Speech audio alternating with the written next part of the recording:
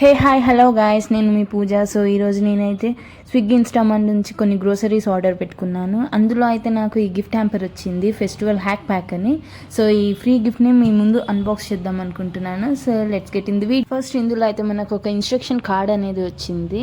So next వచ్చేసి end your night with night out అనే tablets వచ్చింది. నేనైతే ఇది యూజ్ చేశాను.